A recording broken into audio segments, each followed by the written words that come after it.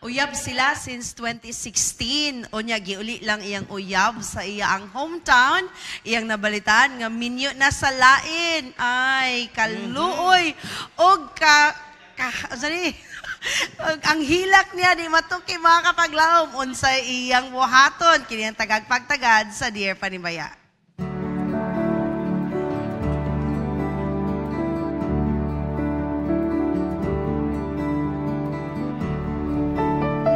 Dear Panimbaya, gusto lang ko mangayog advice, naglibog ko unsa akong buhaton.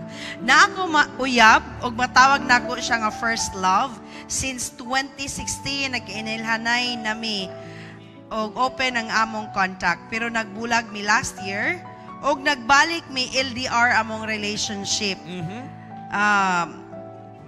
Bisan LDR mi, dito nagsugod ng tanan kay niuli siya sa ilaa sa iyang family kay naa sila family problem. Dili nami always gakatsa tapos namatay iyang mama dito og nabago ang tanan. Talagsa na lang siya maka-update og gisabot na ko siya nga walay signal sa ilaha og gisabot na ko siya nga nagsikap siya para sa iyang manghod bisag 2 months siya nga walay update nako. Og gisabot nako ang tanan niyang sitwasyon. Nga wala ko nabati og kasuko or kaguol nga naglagyo mi. Isa kagabi nagchat siya kalitra nga nag-ingon nga minyo na daw siya. Nakalitan ko, nasuko ko niya, nag-ingon ko niya nga prank lang daw to, nga ning tuo pod ko. Unya after 1 week, nakita na ko ang post sa iyang manghod nga minyo na gyud siya. Og dili ko kasabot sa akong gibati. Mura ko og nahugnoan sa kalibutan. Ako gi-confirm kung tinuod ba ang chat sa iyang manghod og tinuod gyud daw.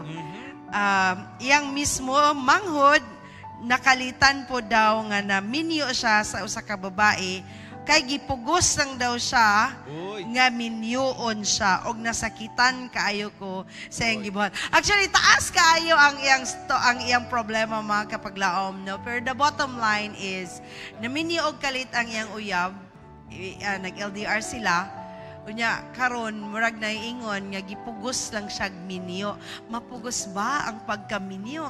Unsay buhaton niya tan-aw nato, unsay taambag sa atong netizens sa Tambag Tambayan. Yes, ato mga netizens, Ati Charm, grabe mo, real talk man kayo ni.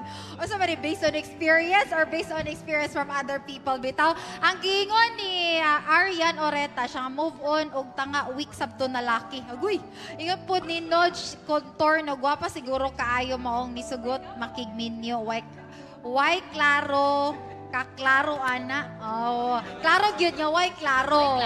Yes. And then, kani po si Eve Edenation niya, for your peace, you deserve a truthful confession sa iya. Kung unsa jud na hitabo kano. Then, bisan sakit, you have to accept, let go, and move on. There is no heartbreak so great that God cannot soothe. For sure, naigilaan si Lord para nimo. Yes, tama dyan. Atong mga kwan. Kaubanan na to dire. Import. Yes. Si Sir Julio and Sir Wilmer. Yes po. Ayan. Ano So, po masabi mo sa... masasabi ko dun sa siguro, masasabi ko na talagang masakit yun, di ba? Pag nagtiwala ka, tapos yung trust na yun, sabi pa nga niya, long-term yung relationship, although LDR, masakit yun kapag naramdaman na binitray siya, di ba? Pero, naiintindihan natin na mayroong proseso. Sa unang part ng proseso, mararamdaman talaga yung confusion, yung pain, pagkatapos moving on, magkakaroon ng anger, and then yung healing na may matatanggap, katulad ng sinabi kanina, may kailangan mag-move on kasi lalo na kinasal na nga, na-confirm niya na, and then magkakaroon ng forgiveness at saka healing. Lahat ng iyon, naiintindihan natin, pero ang natin ay mas lalo na ilapit sa Panginoon kasi all throughout those process, naiintindihan ng Panginoon yung mga grief and pain na meron tayo. Yun magbibigay sa atin ng encouragement. Bring it to the Lord. Kuya Julio. Ikaw, kuya. Ang akin ang bang advice doon sa Little Center, no? So, ang pinaka-importante, makiusap sa Panginoon. Ano ho? Kasi hindi lang makiusap, lumuhod sa Panginoon para ang solusyon naman ay nasa Panginoon. Kaya ang pinakamahalaga doon sa Little Center natin ay makiusap sa Panginoon, manalangin sa Panginoon, ang Panginoon sasagot. doon po sa iyong karanasan. Yes, ngayon. Praise Thank you, God. Kuya. Ang ganda, Ikaw, yes. Raj. Ikaw, Kung Raj, ikaw ano yung ipatambag masasabi ato, mo? Raj. Grabe, napakasakit ng sitwasyon, no? Para kang hinampak ng pito kahampak. Ito, nadri nag-advise si Curabi, nakatry ko aning experience, same jud sa imo. Pero dahil nag-move on ko, uy, sibog ko palayo, gitake na ko as positive bisag sakit. Nga God prepare something maayo pa kaayo sa iyaha. Karon dahil na ako sa kamot, Translate mo na Tagalog. sa maayong tao nga gihatag sa Ginoo. Move on, dili siya para nimo oy, dili siya para nimo. Ayaw pawala sa paglaom. Mateo 6 verse 33 dai. So gihatag siya Same verse. verse. Matod pa ni Wendell Rabbi Corpus, nag-iyon siya, sakit ba ani? Acceptance is the key gyud guro ma'am, aron ma-okay ka. Though dili ing ana ka easy, I accept, pero you need to do good for your peace. Nya ampo gyud nas Ginoo kanunay ma'am kay siya ray maka-comfort nimo. Kung nagid tay mga problema nga at ginaatubang no, kinahanglan nga ampo ra ginato ang tanan kay pag makigstorya ta sa Ginoo, ang Ginoo naman gyud mo imuhatag ana og kasulbaran sa atong mga problema. Yes. Ako maingon or good kay res ipsa loquitur. Unsa sa dong? Res ipsa loquitur, the thing speaks for itself. Oh, Naninyo yes. na yan. Oo. Wala lain. That's a closure itself. Papangita ng closure. Ayaw na pangita closure kay mao na to ang closure. Ikaw si Trisha kay basta na siya itambag sa babae. Murag, kung na lang yun, move on na lang. Kaya wala mong good siya mabuhat. Kaya napugi-anda mang Ginoo na para sa iyaha. Oh, fights. Okay, ate. Wala siya mabuhat kay napugos. Napugos na daw siya. Mutuo mo, ani. Pugos na siya. Ikaw, Wing, no? I would like to ask a Wing, kay ang ingon man ko daw sa lalaki nga, napugos na siya, munang naminyo siya, napilitan, pastor, na corner. Meron bang ganyan? Ikakasal ba ang lalaki? I mean, makakasal ba talaga ang lalaki kung mapipilit lang? Mapikot? Karon di sa kumulaban sa mga lalaki. Ay, ang mga lalaki, pag makakita gwapa, mataranta. Mataranta, tinuol yung reality, makita gwapa, taranta. Uy, murag, maganda to Basur, parang iba to Oh. Nakalimutan yung girlfriend niya. So, napunta sa wala. Tagalog Since 2016 imagine. Pinagpalit lang niya sa ilang 2 months lang. Natarantar na siya, nagkiat-kiat na nadaang laki. Sorry boys, nagkiat-kiat na nadaang laki. Unya, nagminyo dito, nataranta. So sorry na lang ka, move on. Kay gihimo ang saan nga dito sa lain tumanon. I agree with you that way. Bing, ikaw, Bing, if you're the girl, if you're the sender, kasi actually she's listening right now. Thank you so much for sending your problem to us. Kung ikaw ang sender, Bing, anong gagawin mo? Kalimti gud siya. For you to heal and move on.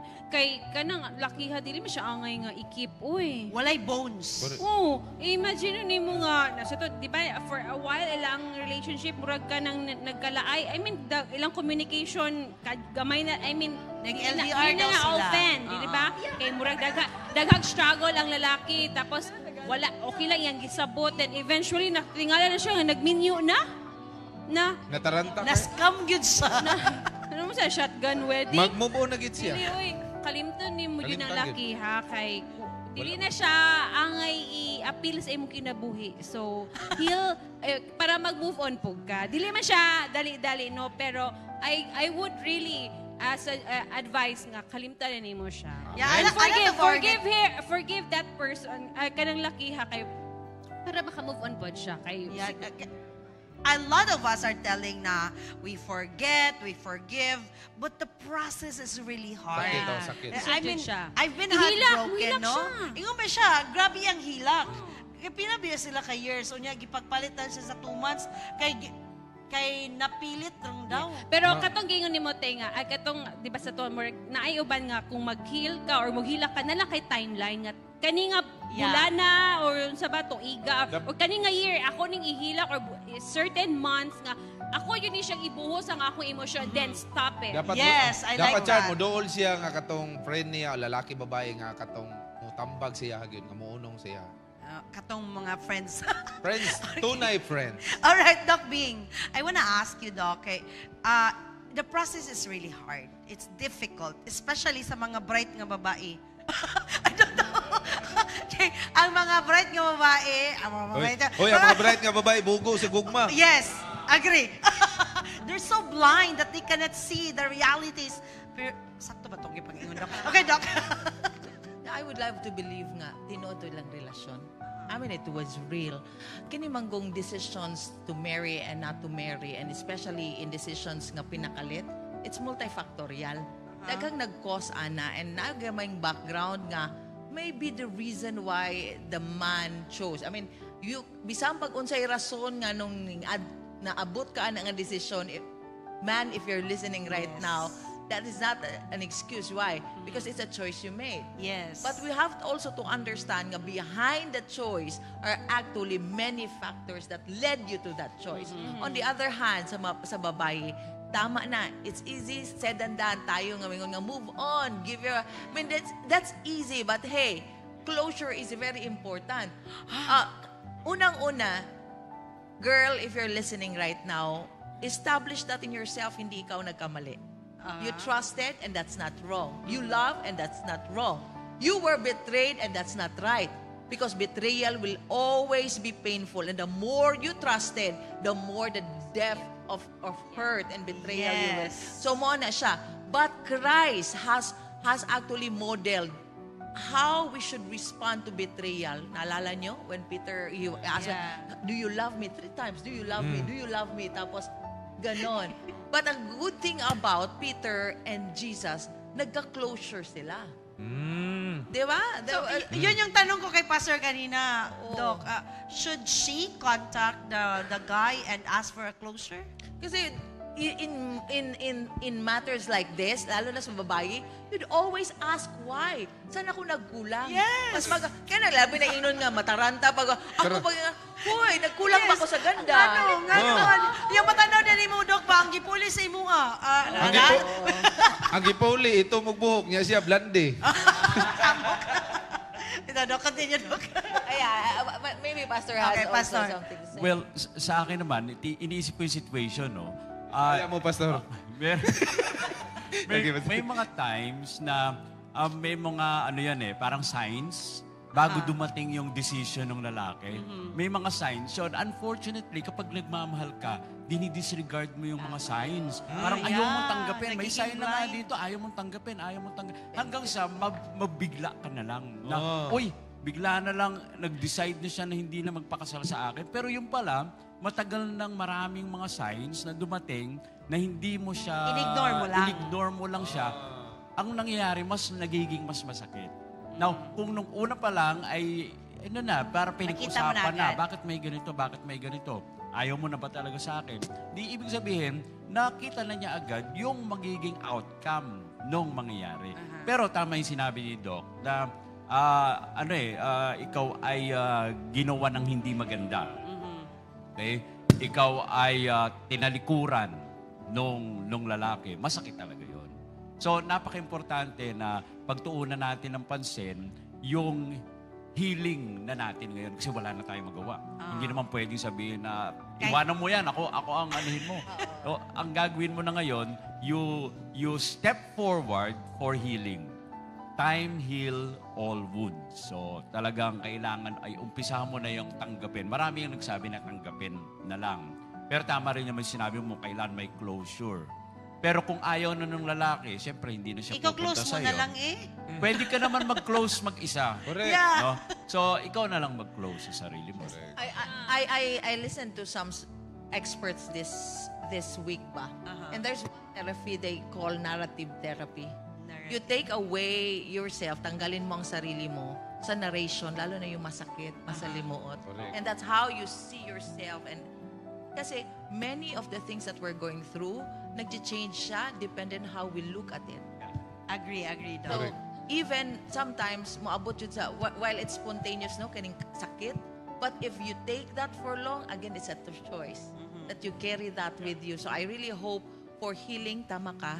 And if there's no closure, then at least pray for your peace. Knowing nga, hindi ikaw ang nagkamali. Alright, thank you so much atong mga netizens, atong mga kapaglawom nila, no? Gang, naghilak man kakaron, pero ayaw hilak for the rest of your life. You have to make it a goal nga mag-move on ka. Although it's a process, sakit, Pero you have to take it to the Lord in your prayers. Mga kapaglawom, salamat kayo sa paghatag sa inyong mga tambag. Dili na ako ma-mention ang tanang mga netizens nga nagpadala sa inyong mga advices. We thank you all so much for sharing your ideas. The views and opinions expressed in the program are those of the hosts and guests and do not necessarily reflect or represent the beliefs and teachings of the program, the network, and the Seventh-day Adventist Church.